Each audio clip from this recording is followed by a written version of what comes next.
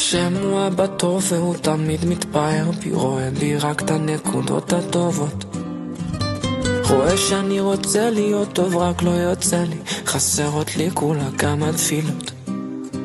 והשם הוא גם ראה את הרצון שהיה לי, כשניסיתי לו אמרתי לו אשרי, רואה בביזיון שלי במר שהרגשתי, איך התחלתי שוב כל יום מחדש.